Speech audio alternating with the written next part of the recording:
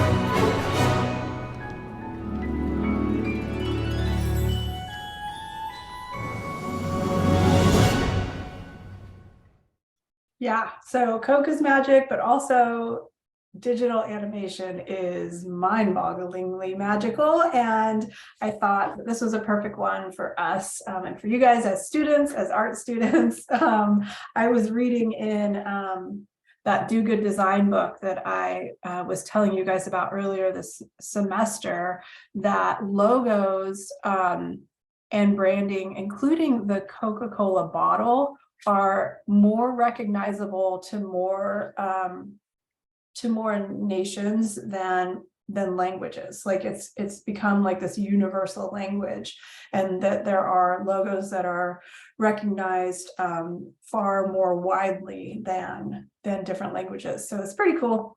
It is, it is capitalism, and it is commerce, and it is marketing and advertising, but there is a lot that I take pleasure in about this particular commercial. I love, you can actually pause and see the names of all of the artists, and they strove to include not only, some classical artists, but more modern artists from different countries. And so it's a pretty cool commercial. What do you guys think? Do you guys have anything to say about that?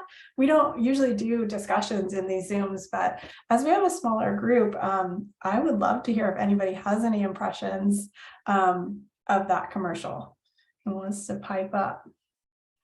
Yeah, Corinne, what do you think?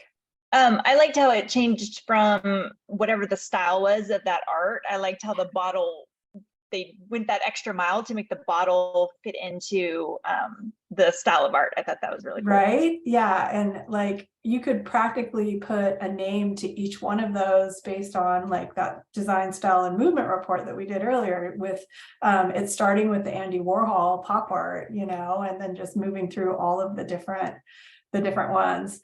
There's some chatter in the chat too. Shopavi says very intricate and visually stunning. Yes, for sure. I've already watched it like 3 times, and each time I'm like, ooh, and then I want to like zoom in and see the artist. There's the one photograph where the woman is like floating with all the curls of paper. That reminds me of another photo artist that I like that does work like that, and they string everything. I can't remember if I showed you guys or not, with fishing line to like capture the photos of everything, like looking like it's just like blown up. And Steven says, yeah, how much editing? Can you imagine that? But if you think about how much time and effort the editing takes now compared to like, what do we say, Photoshop's like 30 something years old now, back when we were just getting into photo and video manipulation, and it wasn't even a thing yet to create the level of like realistic digital art that they create now, like for video games, and like putting Princess Leia back in Star Wars, after Carrie Fisher had passed. Like, it's mind-boggling, but really super cool. And I thought it was something that I would love to share with you guys. Does anyone else have any kind of comments or thoughts about that? All right, we're going to keep going here. I want to just share my screen and go over our Canvas content a little bit for this week to make sure that you guys have not missed anything. We are in week 7. A thing of particular note that I want to show you and make sure you guys are all aware of. I did send out an announcement, but just as a reminder, the Terry White videos that I talked about that first week that we started Photoshop. So if you go back to the week 5 Photoshop overview page, he did 3 videos. I thought it was going to be 2. It turned out to be 3. They are all awesome. They're just under an hour long each one. Watch them, bookmark them. If you have any interest in continuing with Photoshop, these are such great basics to just, kind of absorb. His YouTube channel there's a ton of stuff, but under his playlist, you can see Photography Masterclass, and that's actually where he has those videos loaded, the Photoshop 101 crash course. And these are, these were done within the last month, so they are up to date and accurate, and it's a fantastic way to kind of get that crash course in Photoshop. So I wanted to let you guys know that those are there. Back in week 5, under your Photoshop overview page, these are videos that I suggest like saving to your watch later, like keeping them outside of Canvas. bookmarked in YouTube. This is our week 7. Okay, so we are continuing with Change the Context, our Photoshop project, which I'm going to talk about as its own separate subject today. I'm going to do a demo of this plastic bag type and filters exercise. That's why I wore my plastic bag t-shirt today, to go along with that concept. Some more about that in a minute. And then you've got a quiz for Photoshop at the end of the week. It's a pretty straightforward week. With this 16-week class, we have plenty of time to focus on what we're learning each week. And I've broken things up. So like I said before, we can just take chunks as we go of each week's subject matter. So that said, before we get into, does anyone have any questions about this week, last week's Photoshop, just kind of in general? If it's project related, put it in the chat. Otherwise, what I'd like to do is move on to this Photoshop plastic bag type and filters exercise. Now, here's what I was going to say. Always do the course content for the week in order, click through them kind of in the order they're given, because the Photoshop filters lecture is what is going to give you the information you need to do the plastic bag type and filters exercise. Just like everything is kind of set up so that you get a little bit of information and a little bit of education on the subject as you go. So here's the exercise. I'm going to get into this in a minute a little bit more, but I want to show you this ad from Muse by Cleo. This is one of my creative resources that I've encouraged you guys to subscribe to their e-newsletter. And this article came across my desktop back in 2019 and caught my eye like right off the bat, because I was like, what on earth is happening with these photos and with these grocery bags? And so I read a little bit about it, and it turned out that somebody had creatively made bags to discourage people from using them, so that they would instead bring their own bag, so that they don't have to use the embarrassing bags that the store provides. So there's a little, it made the news. This was in Canada. And then this was a little promo that they did. There's no sound to it, but let me show you the video.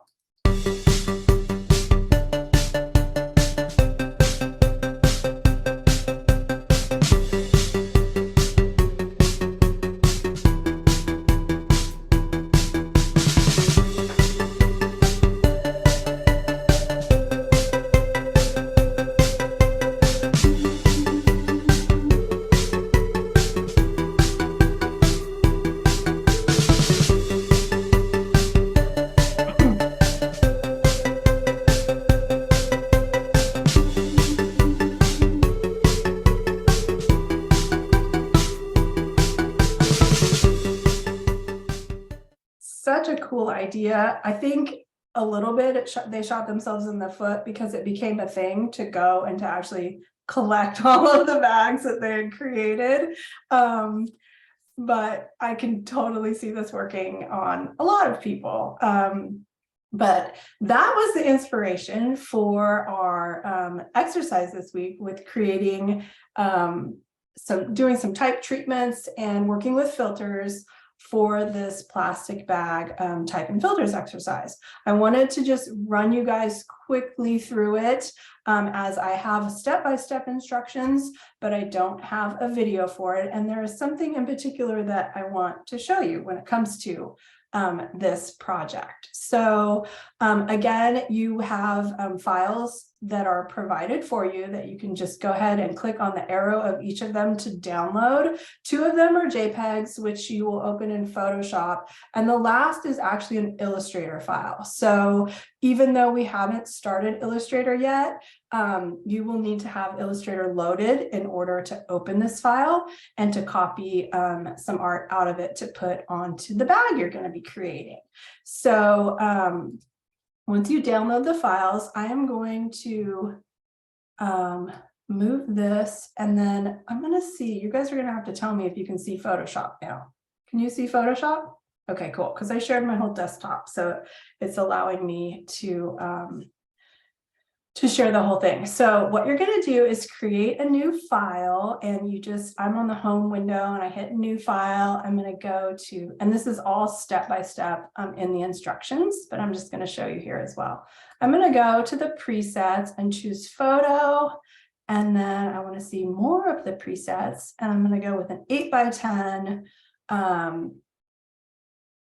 portrait size photo file, and all the rest of this is fine. RGB is fine. Working in a higher resolution, 300 DPI is great. Let's just leave everything like that and go ahead and hit create. And that's going to give me my blank artboard here to work with. Right off the bat, first thing, I'm going to do a save as so that I don't forget to do it. I'm going to save to my computer, and I'm going to save to a plastic bag tutorial folder that I've already created.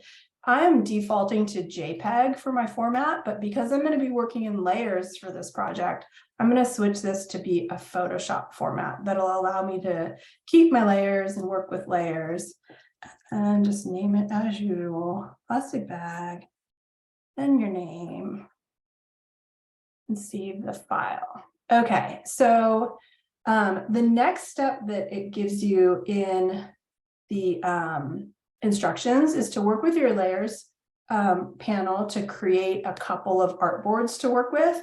That way you can create two bags. We're going to do a yellow bag and a white bag. And so it gives you a little bit of practice playing with layers, playing with artboards, which are things that you're going to be doing on your Photoshop project, which is why it's part of this assignment. So you go to the layers pile. Right now I have got a background layer. It is just the blank empty layer. I want to create a new artboard so that I have two. So I'm just going to go to this is called the hamburger menu. This is something I learned from my web programmer. I was like, what do you call the little menu with all the lines? It's the hamburger menu, and that's actually what it's called. And from the layers panel, hamburger menu, new artboard, and it's going to give me a second art space to work with here. Oops, I forgot. I need to double click and make this a layer. I'm going to make this a new artboard. Yes, please. So I've got one artboard, and then I'm going to see if I can create another one and two. Okay, so I've got two artboards. There are two ways that you can go about getting the two files that you downloaded from the page, the white bag and the yellow bag, onto these artboards. This is kind of your blank, empty starting point. And you're going to be working with artboards in your Change the Context project, and then a lot more when we get into Illustrator. Both Illustrator and Photoshop work with artboards. And so I want to give you the experience of working with these and using these. I'm going to show you two different ways to kind of get your art onto these artboards. I'm going to go back to my desktop to where I have those files saved. And I'm going to open, if you double click on it, this was in the first Terry White video, if you had a chance to watch it. If you double click on it, if you were on a Mac, it's going to automatically open in preview. It does something similar if you're on a PC. If you want to open in Photoshop, you have to right click or control click to get this drop down menu, and then you can open it, choose what application to open it in, and open it in Photoshop. Another way to do it is just to grab the file by clicking and holding, and then take it to the application in your dock and release, and then that's going to open it in Photoshop as well. I have Photoshop set up, and you should by default also, so that it will just create a series of tabs all the way across the top of your workspace for however many documents you open. Super convenient, but it can also tax your system and your processor. So if you have, if you're having any problems with things going really slowly, saving really slowly, you know, your arrow, your cursor dragging, it's because your processor is getting taxed and you might want to close some of these windows. I try to make it a habit to, when I'm done with a file, I close it. I don't like to leave things open just in case the software crashes, or, you know, God forbid, the hardware crashes and you lose your work and files become corrupt. So I try to just keep things open only for as long as I need them.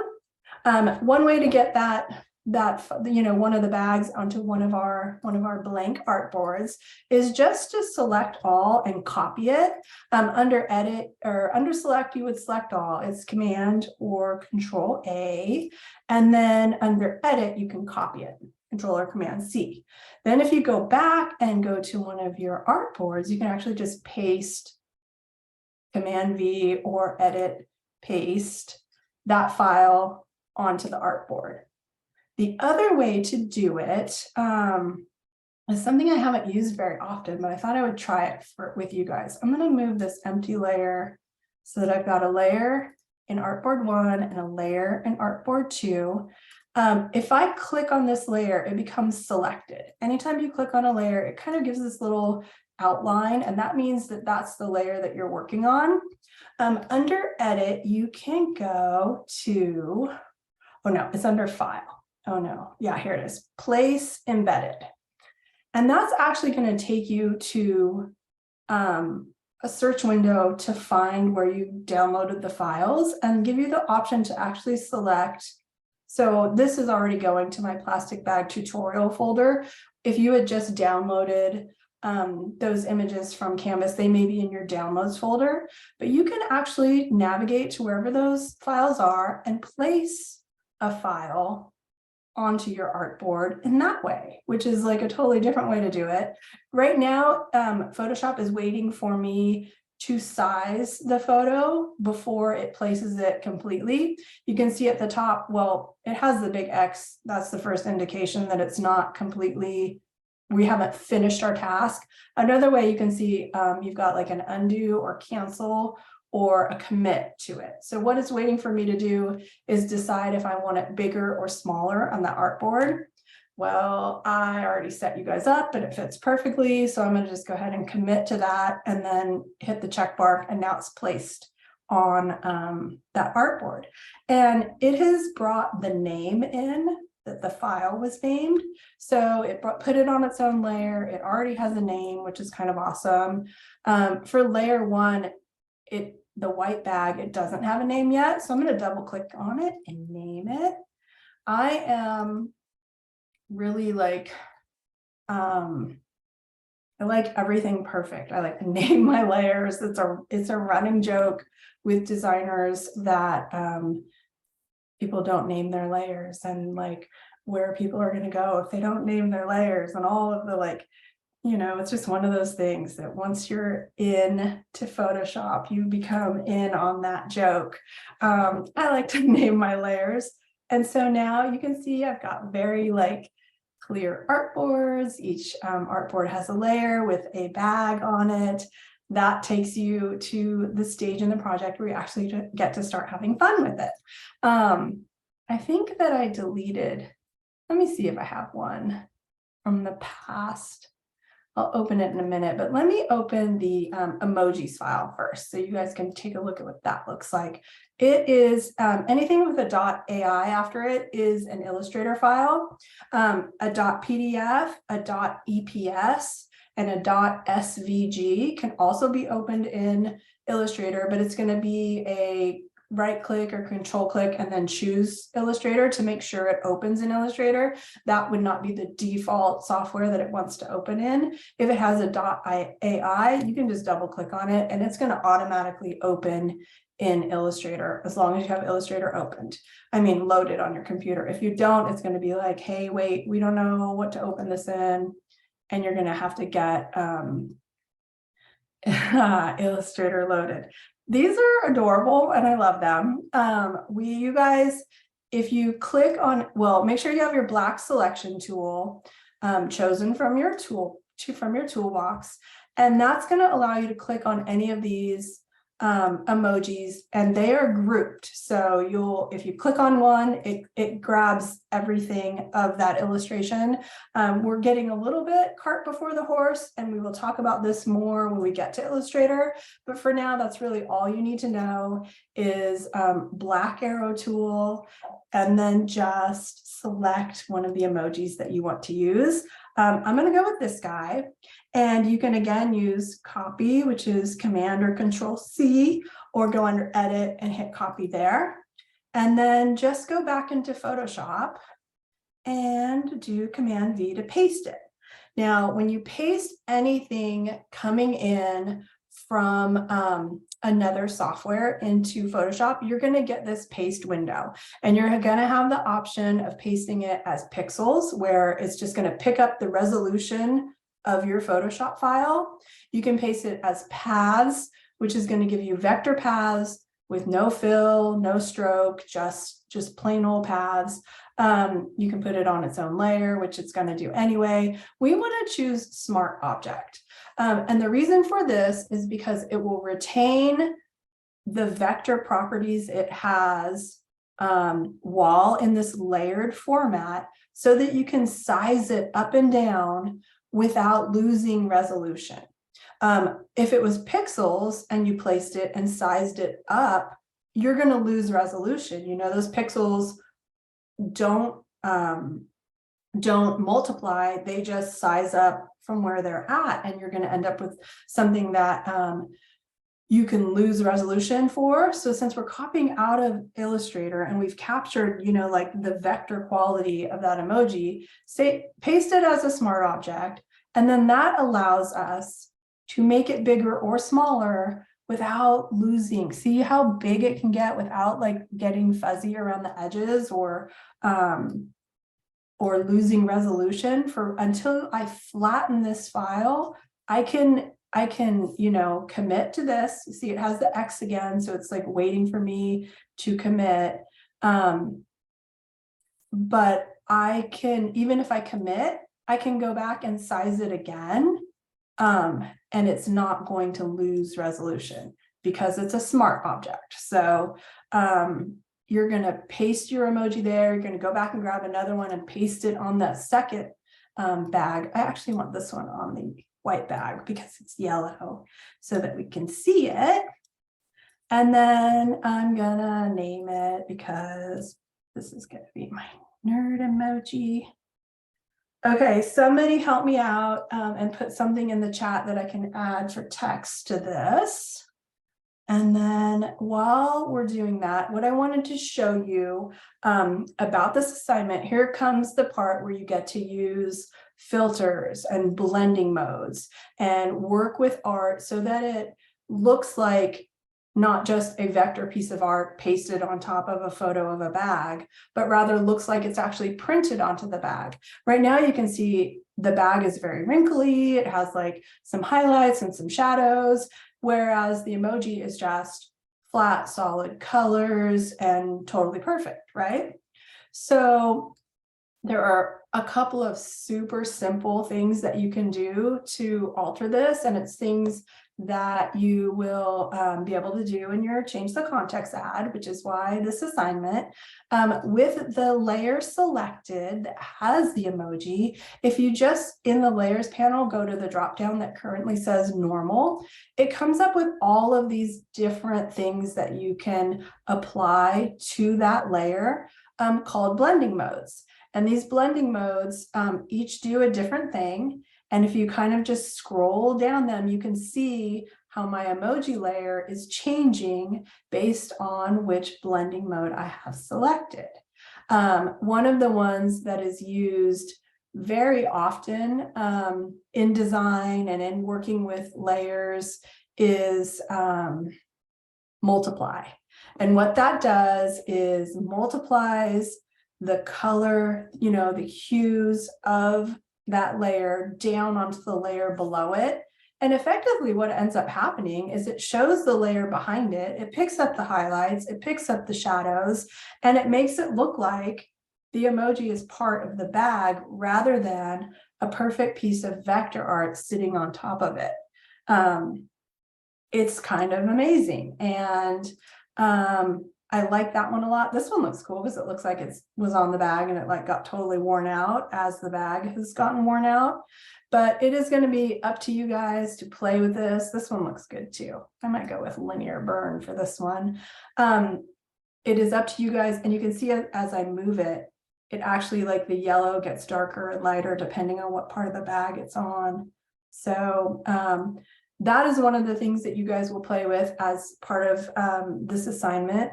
The other thing under filter, you can go in and play with all of these different filters that come by default in Photoshop. There are so many of them. I think for this part of the photo, I'd like to see the blending mode applied to the emoji. And then when you put your text in, maybe have a filter applied to that. Did anybody come up with a solution for my text for my bag? Great. I have to think of something myself. Okay, so with the text tool selected, the moment you click, Photoshop by default gives you a sample of text in whatever font, you know, is chosen at whatever size. And for me, it's coming up with whatever I used last. It has saved in its memory what I used last. For you, it will be different. I'm going to change it to centered so that we can see it a little better. And then I am just going to put this in here.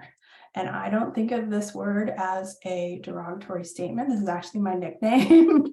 And so it has something to do with my initials. And so I hear this word all the time and I love this word. So, okay, so I'm just going to put nerd on the bag and it's by default black. It actually looks really good in black, but as you cannot see, any of the filters, if I do that, you can see if I blurred it. Oh, this is interesting. Okay, so before I rasterize the thing, okay, so I put the text in, it automatically creates its own layer. Anytime you have a text layer, it looks like this with the little t, and then it says whatever. I mean, if this was like a paragraph long, you would see just the beginning of it and it would like run off the edge of the panel. What needs to happen, because as it is right now, I can reselect the text tool, I can select it and I can change it to, you know, any number of fonts. So that's something that you will be able to play with for this. Ooh, I want to do, I just saw like a very, oh no, I lost it. I saw something cool for a minute, but don't let me get stuck in designer mode or we'll be here all day.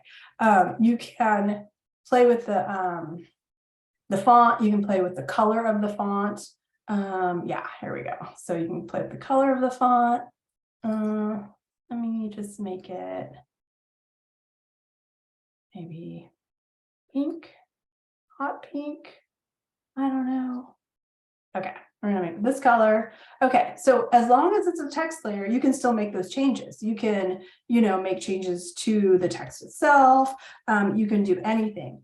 In order to apply filters to it though, it needs to either be a smart object, which is converted to vector similar to your emoji, or it needs to be rasterized, which means it turns into pixels. So my recommendation for that is to actually duplicate this layer.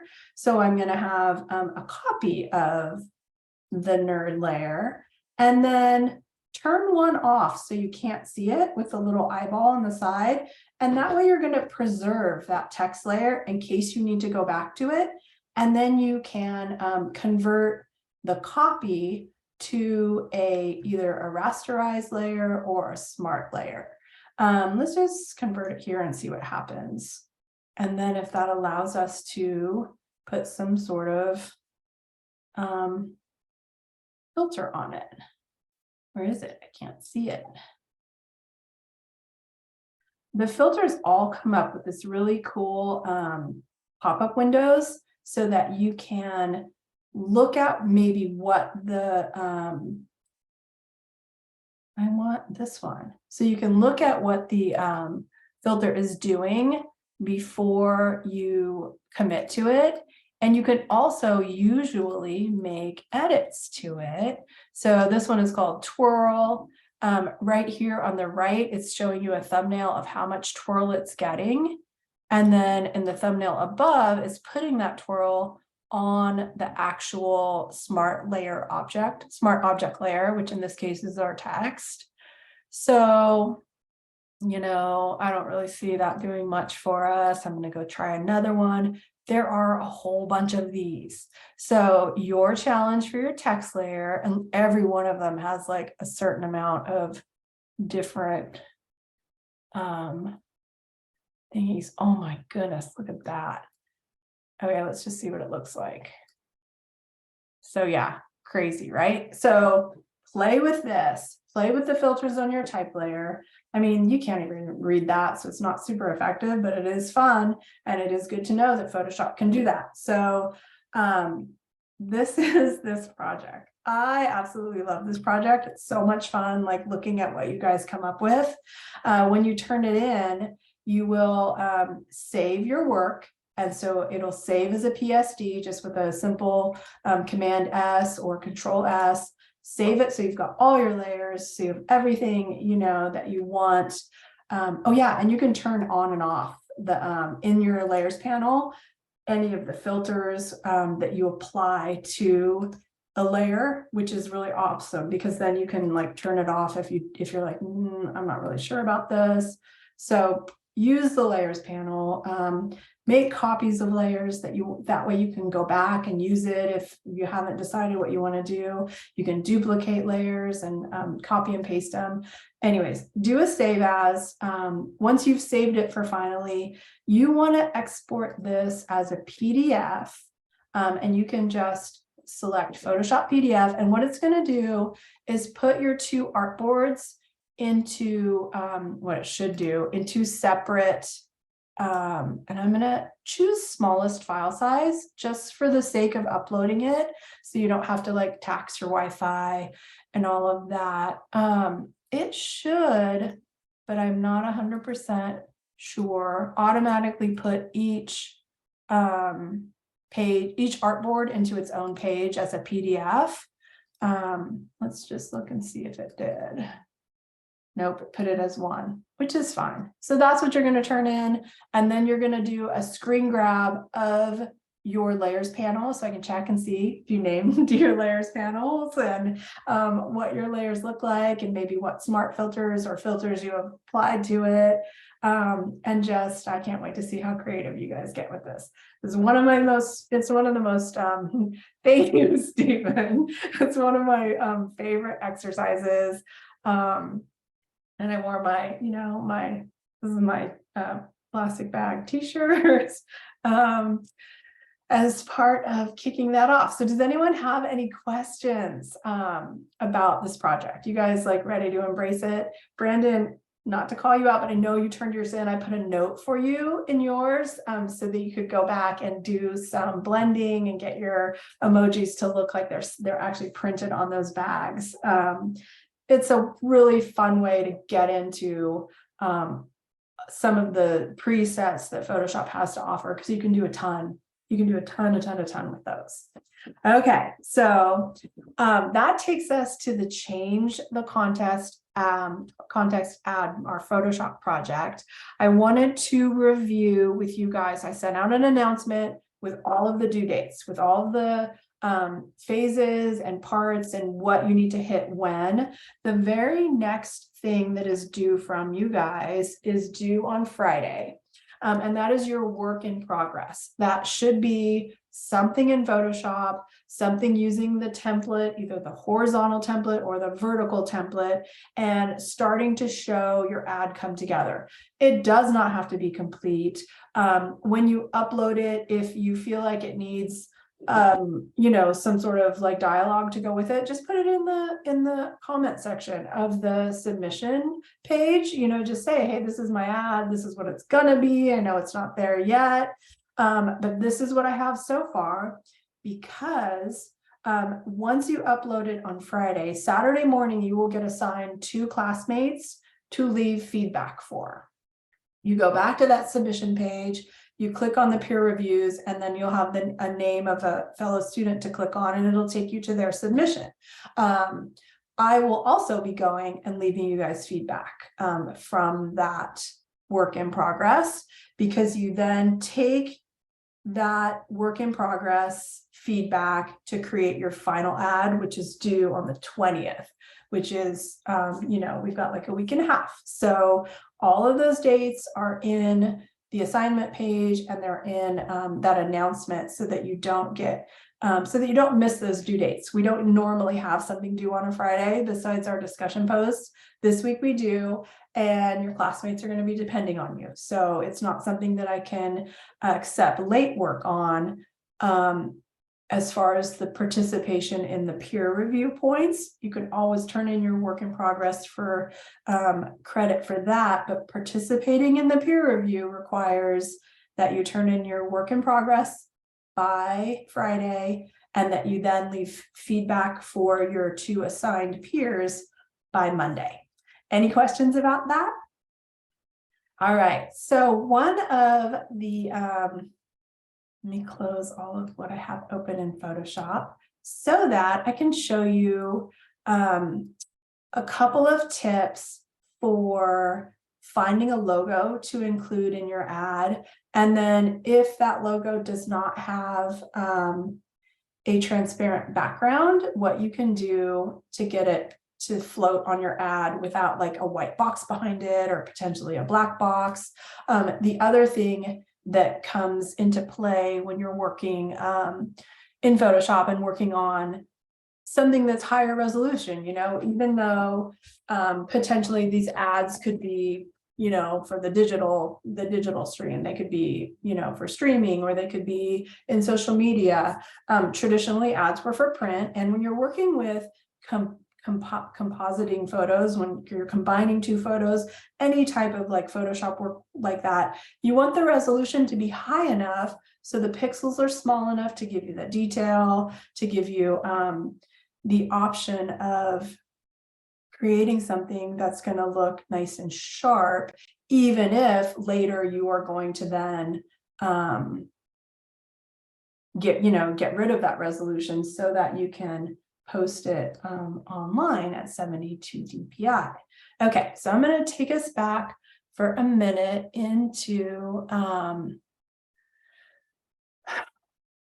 onto my web browser, because Shambhavi shared with us that shared with me that she's going to be doing Crystal Geyser, and she was having some trouble finding a logo that had a blank background. This is the logo in question for the ad that she's creating. It's Crystal Geyser Natural Alpine Spring Water, and it has a white background. So her base photo that she's using looks like this, a beautiful photo of water, of a splash. It's high resolution. You can go under image and then image size to see kind of how big it is. So it is almost 65 inches wide at 72 DPI. When you copy this into the ad template, it's going to change that resolution. Let's go with this one. And I'm going to just do the old copy and paste. And it's going to give us this giant photo. So you can see the resolution is plenty big for the template. I'm just going to place her photo so that we've got it at the right size, and so that I can just reiterate again the importance of using and working with the template rather than just working with your original photo. I'm just going to size it where I want it, kind of making sure that it fills the templates. And I'm going to commit to it with that check mark. You can also just hit enter on your keyboard, and then that gives us a placed at the proper size image. And then since it's an advertisement, I'm gonna want to leave some empty space for like my headline and my call to action and my logo. The issue that Shambhavi was having was with the fact that her logo that she found has this white background. The other issue I found when I opened the logo is that it's pretty small. It's actually not too bad when placed in the ad, but you can see when you scroll in that it would be kind of a challenge to get rid of the white background with the pixels being the size that they are, from being kind of a smaller logo. That said, there's a couple of different things that I want to show you guys. One thing is, and this is something I thought I showed you guys last week, but I want to show you again just in case. So you go to Google Images and type in Crystal Geyser logo, and it's going to come up with everything that fits that tag. Every file used online that has the tag Crystal Geyser logo. You can narrow this like down by using the tools provided in Google Images to sort down to the largest available images. Now you can see right off the bat, it got rid of quite a few of the logos. If you click on a logo and then hover over it, you can see in the bottom right the size of the logo. So here we have one, let's see. This one is, let's see what size the one is that she found, is only 430 pixels. So our kind of target would be to find one that maybe has a higher resolution. So this one says 1540 wide. So we know that one's bigger.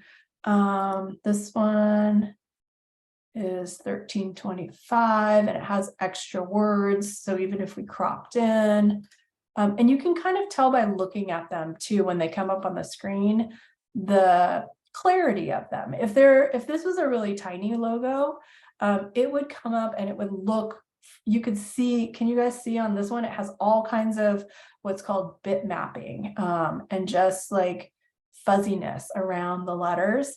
This one seems to be the best one coming up in Google Images. So I'm going to just right click and save this image, and I'm going to put it, that's fine, I can just go in my downloads folder. I'm going to save that one, and then when I open that in Photoshop, open with Photoshop, let's see how this one looks when we select all, copy, and paste it. Okay, so that's probably better to work with. And one thing I'm going to tell you guys, if you run into this problem and you've got this white background that you have to work with, don't size it. Don't size the logo down until you get rid of the background, because you'll just be, if you size it down, you're going to be getting rid of pixels, getting rid of resolution, and it'll be a lot easier to kind of work with cleaning this up before you size it down. So that's one tip. Another thing is this website I wanted to show you guys called Brands of the World. This is a website that you can sign up for once you get here. It is a crazy archive of vector logos. Vector logos are logos that can be opened up in Illustrator and that are, have that mathematical quality to them that allows you to size any size you want. I went and searched for the Crystal Geyser logo and could only find a black and white version of it. So Shambhavi, one of your options would be to just, and what this is interesting because we covered that whole copyright thing and I've talked to a few of you about this. It will tell you right here that this logo is intellectual property, that's the copyright of the company, in question, the trademark holder, and you click agree and you download it. I have used this when I have to, I've done like a lot of t-shirts where they have all the sponsors on the back and you've got to find logos for different companies that have sponsored it.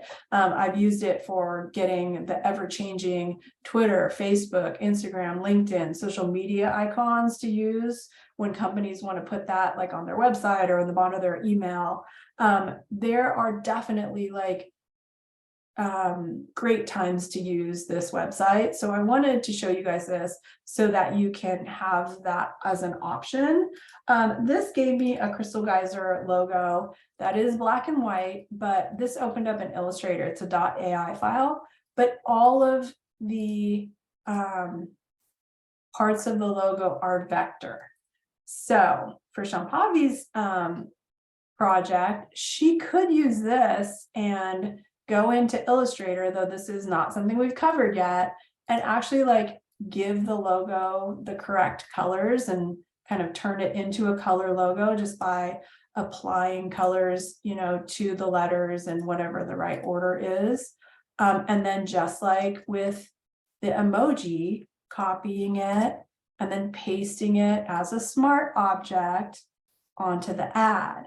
And then that gives you, you know, an object that you can then place. And you would be able to like, we could get rid of so many of those extra things if we wanted. It seems like the whole little flag thing might be part of the logo, but let's say we want to get rid of the whole thing, and because her background is dark, I just filled everything with white, and then maybe we just paste this as a white logo, you know, and we can make it as big as we want. So that's an option, placing things as smart objects from the vector file. In order to get rid of the white background from, you know, a PNG or a JPEG that that has a white background, there's a couple things you can do. One thing is you can go in and you can play with the blending mode to see if anything will work. Typically, it works better if you have a lighter background photo that you're working with. Sometimes you can select multiply and it will look like the photo is just sitting on top of, let's see, I can actually show you. Let me just adjust the opacity so it looks like a lighter photo. I just changed it to 20% in the layers panel. But if I go to that Crystal Geyser logo and multiply it, the white disappears and it just makes it look like the photo has an empty background. So if you're working with a photo that has lighter, you know, qualities to it that aren't so dark as this water droplet photo, you can use multiply and it will get rid of that white background.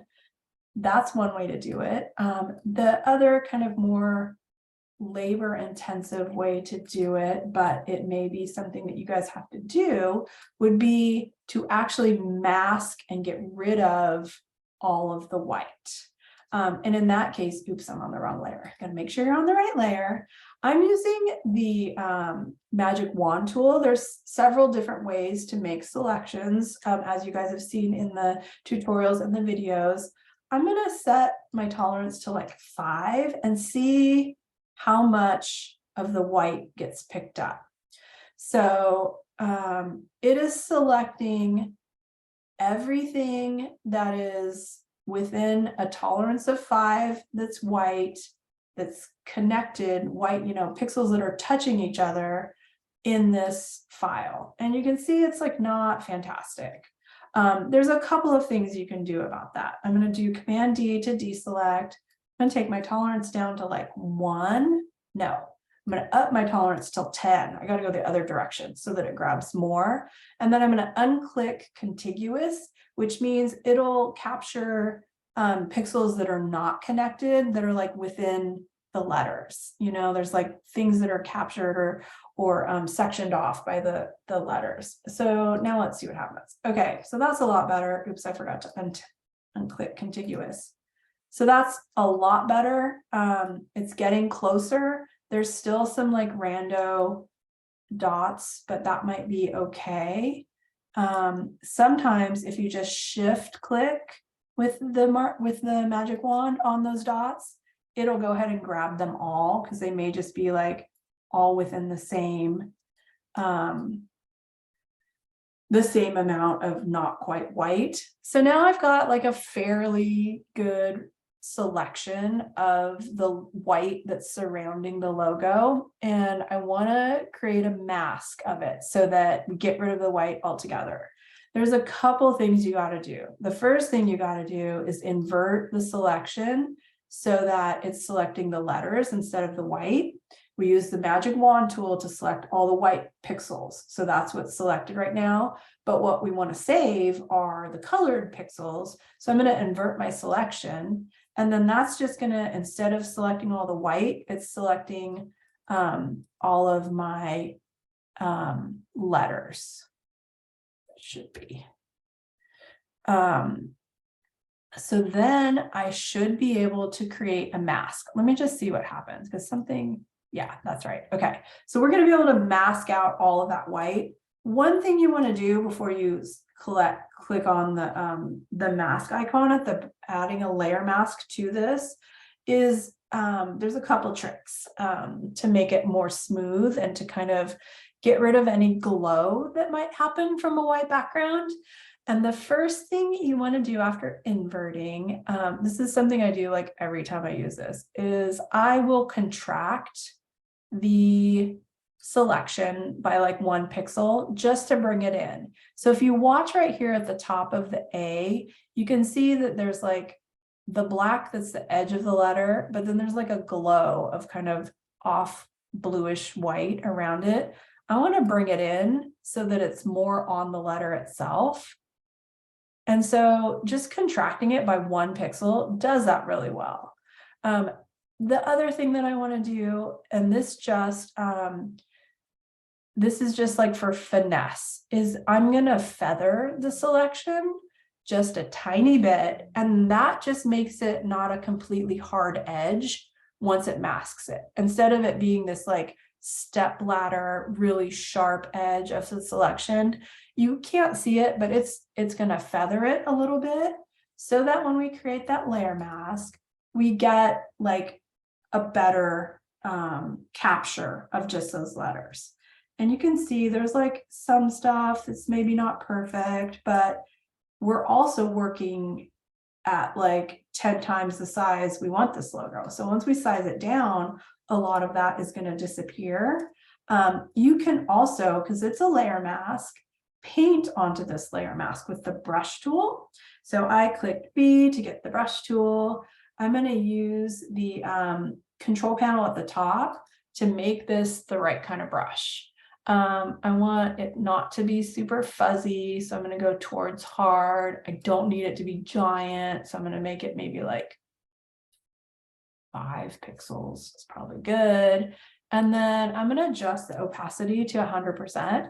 I had been working on something where I was like gently smoothing away something, and so making sure I've got black selected in the foreground, and then I've got the mask of that layer selected. I can now go and just paint till my heart's content to get like rid of some of the extra stuff that I don't want there, to just like further clean up the logo.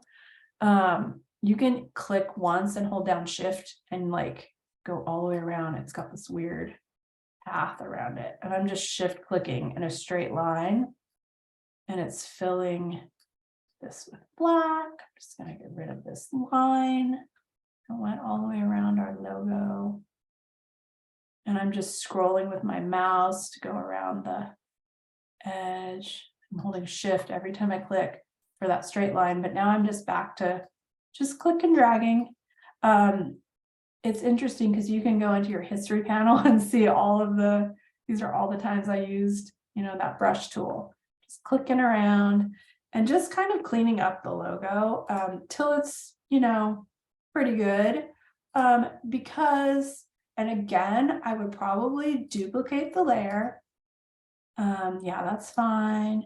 Hide one of them. And then because when I size it down, I'm going to lose resolution, I'm going to save that bigger version of it in case I decide, oh no, I actually want to use this logo quite a bit bigger. Once you size it down, you lose resolution, you lose pixels, and this is now the size of the logo. So by duplicating it and turning it off, you save that, and you've preserved, that pixels. But I'm going to like size it down to the size I want. I'm going to go ahead and commit to it. Check. Turn off these. And now I've got, like a decently cleaned up logo. You can go back at any time and paint on that layer mask layer to get it, to get rid of any of the little white areas that are bothering you. But this is just super fine tuning. This is touching up. This is, kind of one of Photoshop's main jams is just touch up and cleaning up. So that is kind of a big broad answer, Shampavi, to your question and to all of the ways that you might be able to solve the logo problem. So that's it for that question. Yes, Shampavi, I know you got to go. I made it right till 3. This will be in the video also, so you can go back and check it. But that is my lesson for today. Unless anyone has any other questions or wants to see anything else demonstrated, I could Photoshop with you guys all day long. Does anyone have an ad they want to share? Any questions, or you guys want to just cut loose and go work on your stuff? Up to you. Thank you guys. Have a great week.